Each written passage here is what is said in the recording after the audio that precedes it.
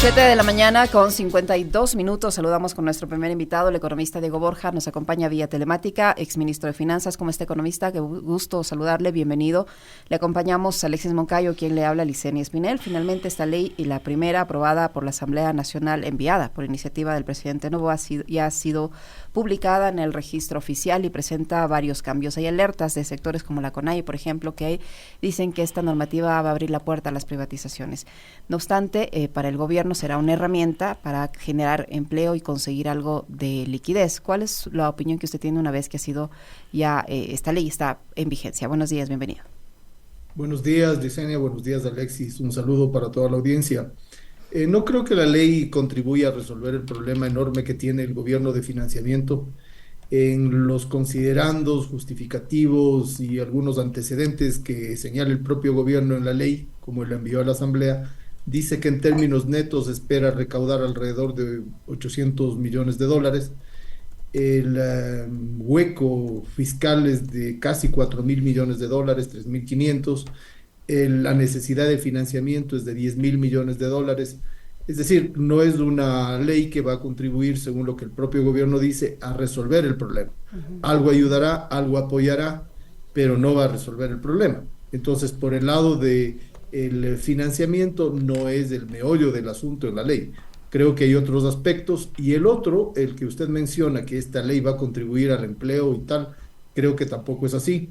El momento en el que los inversionistas evalúan un país para invertir, sobre todo los nacionales, que es la principal inversión, la inversión nacional, ven otras cosas, ven los niveles de seguridad, ven los niveles de capacitación y educación de la gente y de la fuerza laboral, ven la forma como funciona la seguridad social, sobre todo los ámbitos de salud para los trabajadores, ven los temas de trámites, de burocracia, de corrupción en los ámbitos burocráticos y públicos del Estado, y en un nivel bastante más inferior a esos considerandos principales que mira la inversión, están los temas tributarios. Entonces, si el Ejecutivo, que es en quien está sobre todo recayendo la responsabilidad para estos otros ámbitos, no resuelve esos problemas, difícilmente una ley tributaria puede convertirse en la única palanca para mejorar el empleo, la producción tan disminuida como la deja el gobierno de Guillermo Lasso.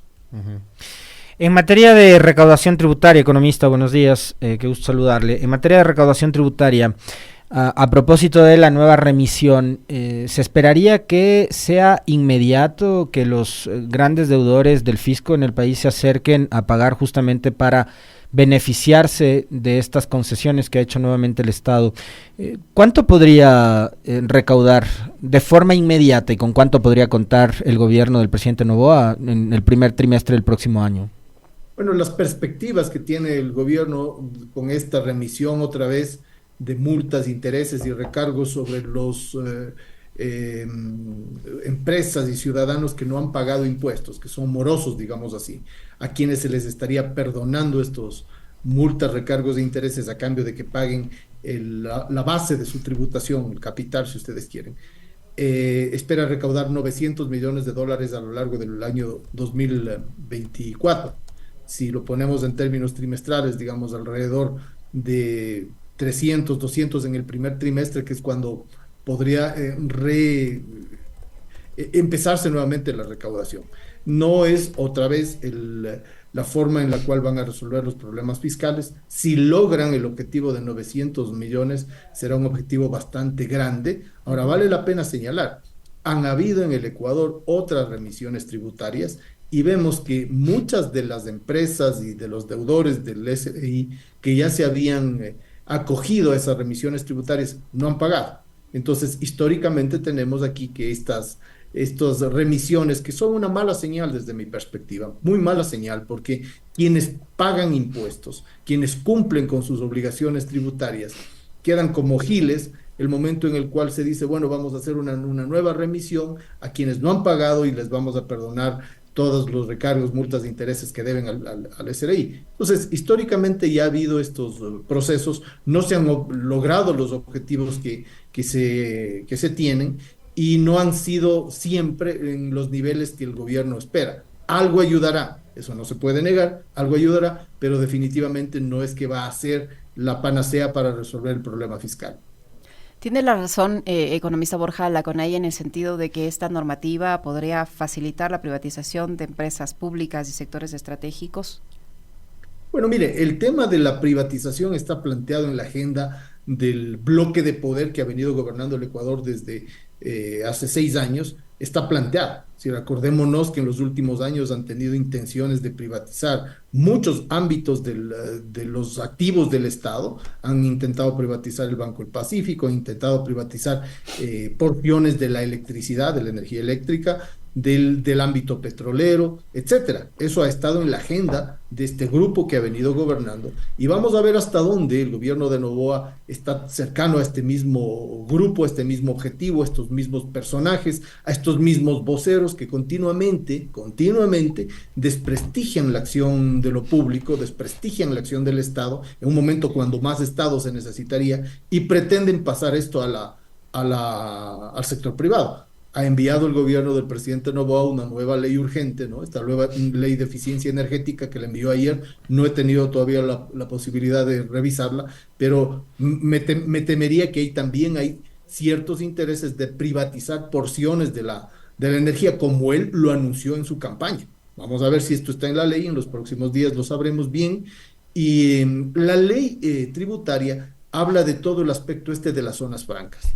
Y en las zonas francas hay porciones también de privatización, de modificación de esquemas de funcionamiento de otro tipo de normativa en el país, de normativa laboral, de normativa impositiva, de normativa aduanera y tal, facilitando en gran sentido la posibilidad de crear zonas especiales económicas. Eso ha estado también en la agenda del país, no es que es la primera vez. No ha funcionado adecuadamente porque el contexto general es el que está conspirando para que pueda abrirse mecanismos de inversión, de producción, de dinamismo de una economía bien alicaída. De acuerdo a las propias previsiones del Banco Central, el Ecuador en el 2024 crecerá en el 0.8%. Eso quiere decir que está a la cola del crecimiento de los países en América Latina. Y solamente las leyes no contribuyen a esto. Entonces, la agenda está abierta, ¿no? La agenda está abierta, va a depender mucho de la acción en general de las fuerzas sociales, pero ese es un intento que tienen los grupos de poder desde hace varios años en el Ecuador.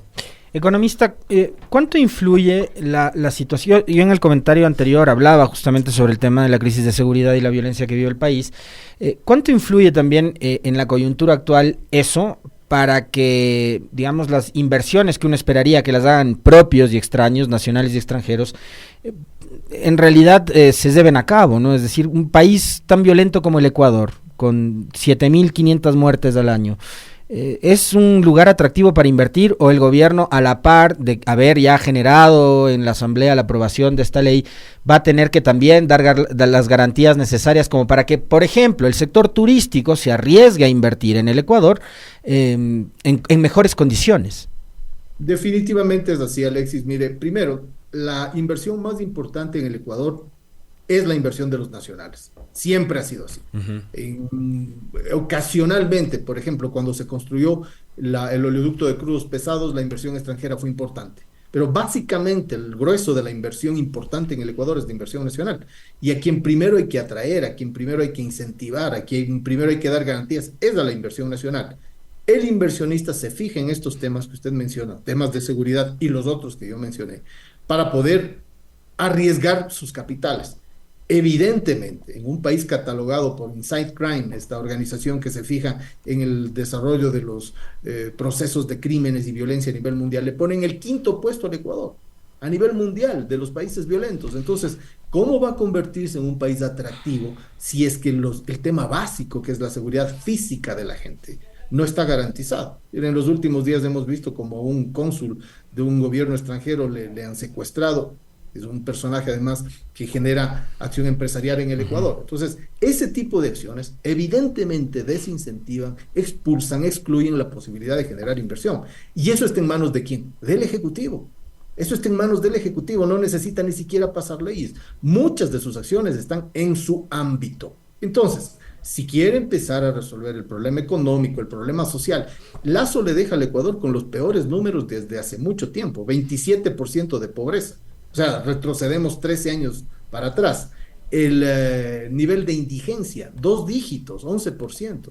Y cuando uno se fija en los segmentos, 46% de pobreza rural, 1 de cada 3 ecuatorianos en condiciones de empleo, crecimiento del 0,8%, el más bajo de América Latina. Entonces, los números son muy malos y está en manos del Ejecutivo empezar a recomponerlos. No vamos a esperar que en 18 meses lo logre hacer, pero sí se podría trazar un camino adecuado de recuperación de estos números tan negativos con los que deja el gobierno de Guillermo Lasso, si es que el presidente Noboa toma distancia de lo que ha sido la política continua desde Lenín Moreno hasta Guillermo Lasso, de disminución de la participación del Estado en la economía, de restricción de la inversión pública, de restricción del gasto público, de contracción en general de la presencia del Estado cuando más necesidad de su presencia se requeriría. Pero ha habido señales, y señales que me parece de alguna forma son positivas, a diferencia de el gobierno anterior, que se manejaba mucho primero en la informalidad, en no cumplir la palabra. De hecho, digamos,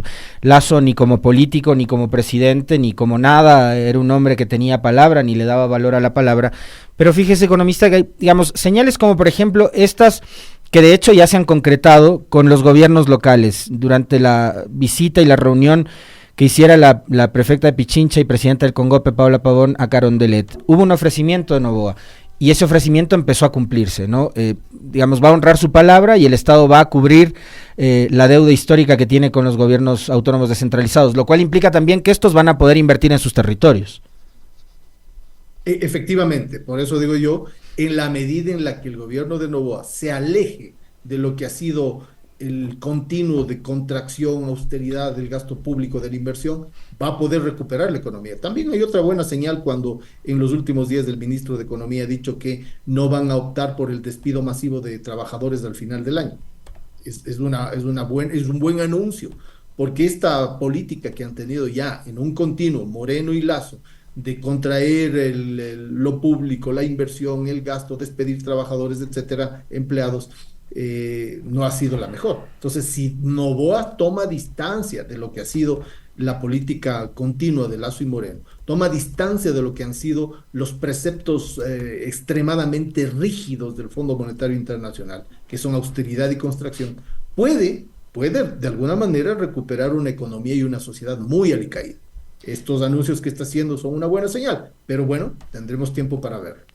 Economista, usted mencionaba que las necesidades de financiamiento que tiene el país superan los 10,000 millones de dólares. El ministro ha dicho que para enfrentar el ministro de Finanzas, el ministro Vega, ha dicho que para enfrentar el primer bache necesitan de más de 4,000 millones, 4,500 aproximadamente, y que se van a hacer los acercamientos necesarios con los multilaterales. Además de los multilaterales, ¿cómo se puede financiar el Estado si solo va a recibir 800, 900 millones con esta reforma tributaria?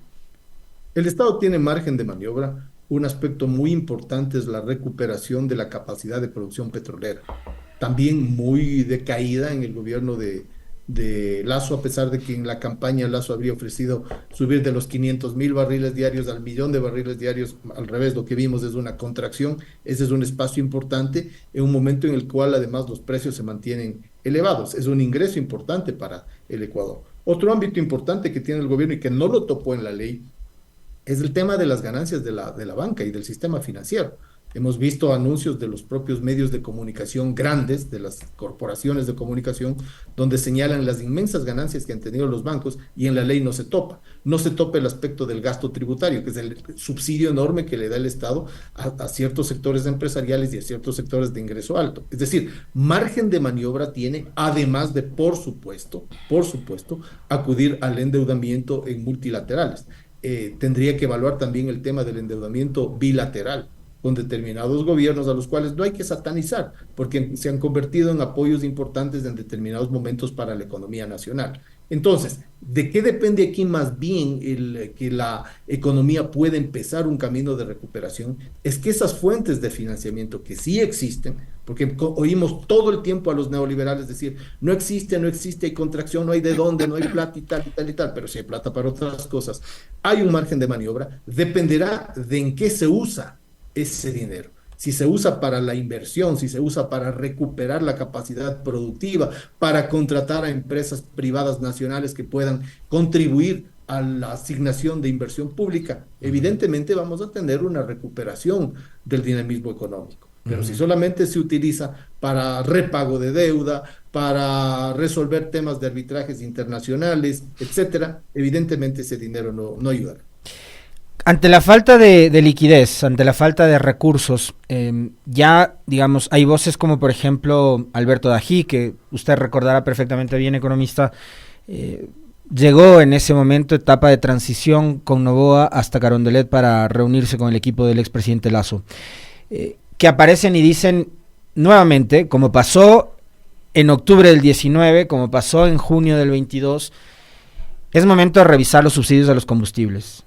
¿Es momento para eso? Para ir hacia una medida como aquella, como por ejemplo, no sé si nuevamente usar románticamente la palabra focalizar o de plano eliminar el subsidio a los combustibles.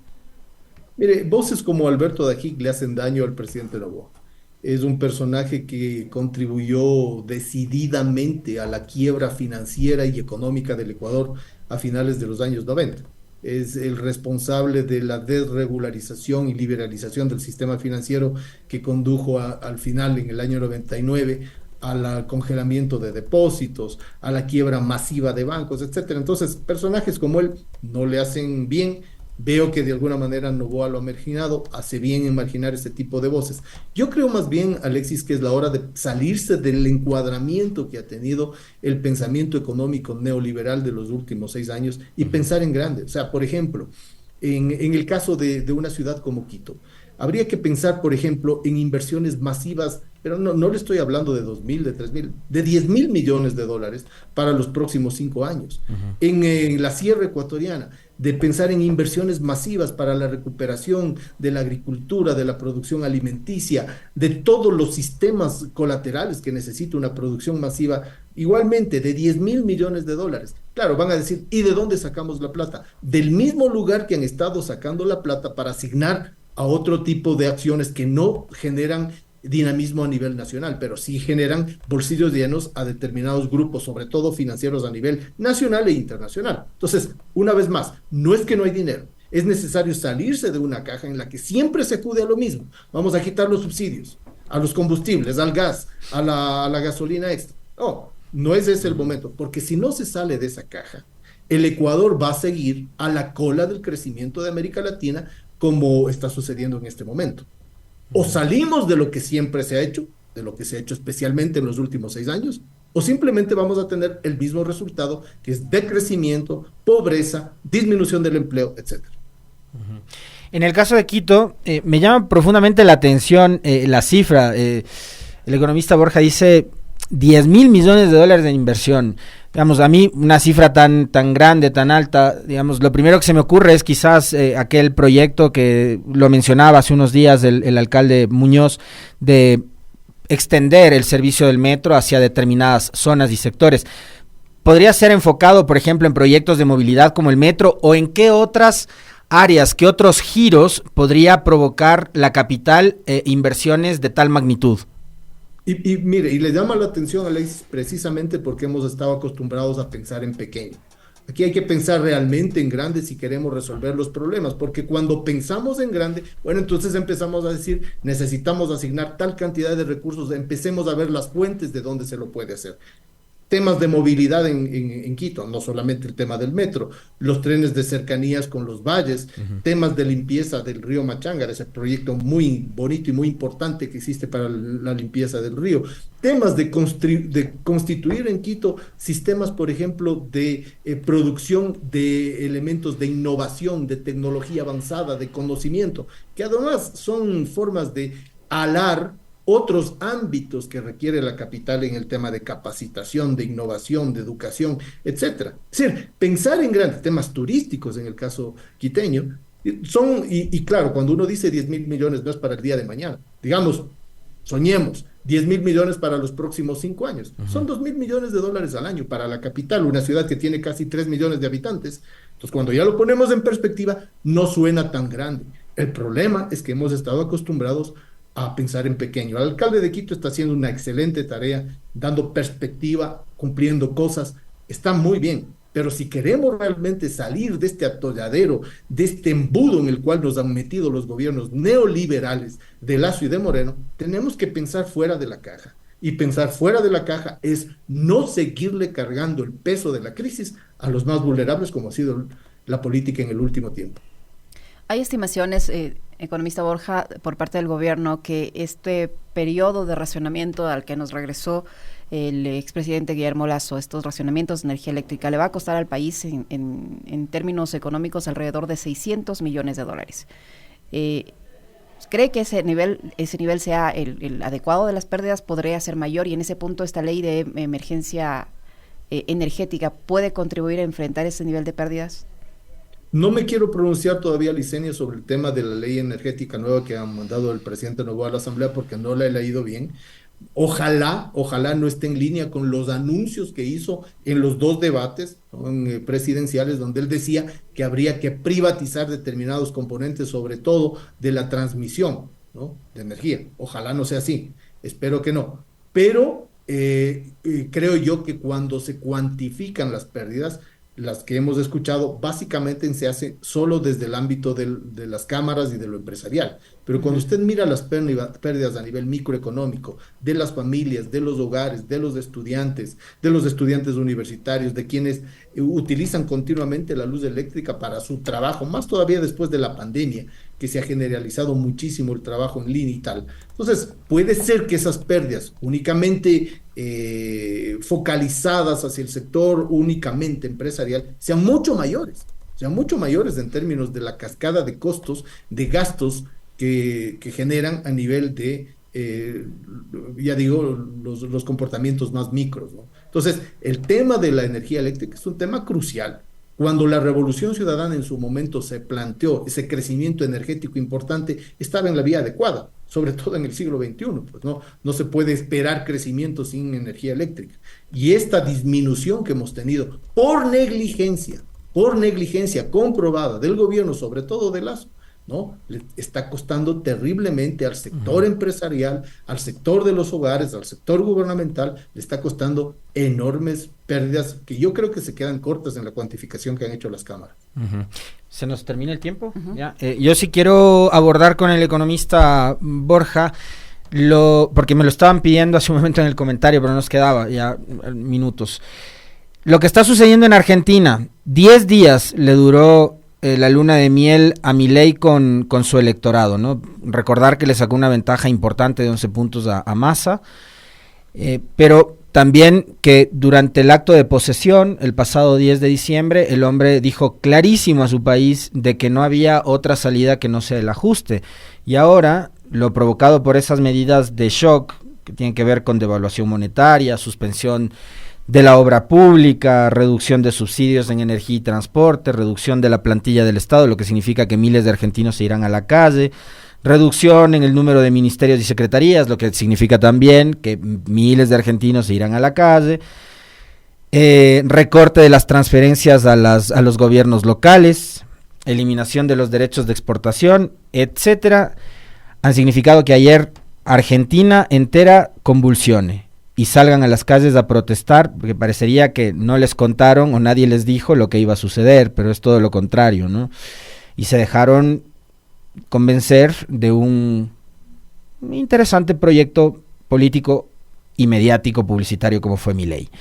¿Qué es lo que está pasando en la Argentina? ¿Qué es lo que usted considera podría ser una salida para este gobierno que recién a los 10 días y enfrenta una movilización tan masiva como la de ayer? Una tragicomedia, Alexis. Mire usted, además de lo que usted ha señalado, derogatoria de la ley de promoción industrial, derogatoria de la ley de promoción comercial, derogatoria de la ley de tierras, derogatoria de la ley de abastecimiento, etcétera. Es decir, la visión que Milei le planteó a la sociedad argentina es un déjà vu, es decir, ya lo vivió la Argentina con la Rúa a finales del siglo pasado, ¿no?, en los años 90. ¿Qué significó después de 10 años? La quiebra virtual, la quiebra de ese país en el año 2000. Era una sociedad y una economía que literalmente quebraron y que significó para miles de argentinos, para millones de argentinos, dolor y sufrimiento gigantesco. Ya lo vivió. Probablemente la nueva generación, la que ha votado masivamente por Milei, no recuerde el sufrimiento de sus familias, que es lo que suele suceder.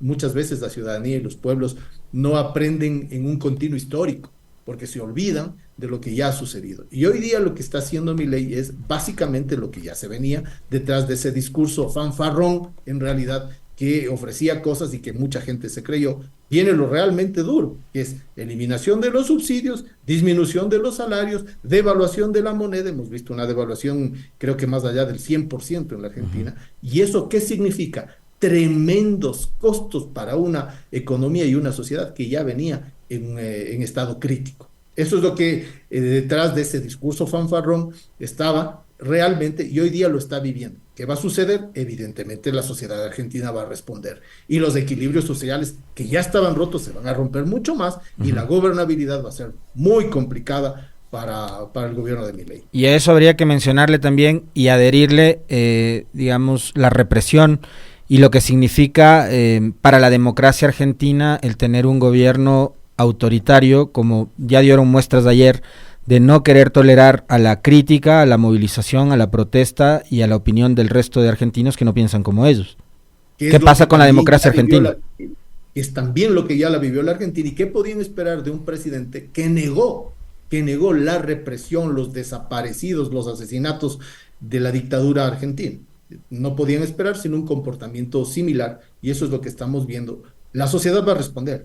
Las sociedades no son juegos de arcos abandonados, no. Al revés, va a haber resistencia, va a haber confrontación, va a haber conflicto. ¿Y eso qué genera?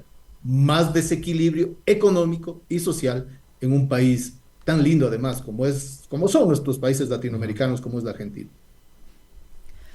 Interesante. Muchísimas gracias, economista Borja. Muy gentil por habernos acompañado. Gracias a ustedes. Muy amable. Gracias. El exministro de Finanzas, Diego Borja, que ha estado con nosotros, 8:19.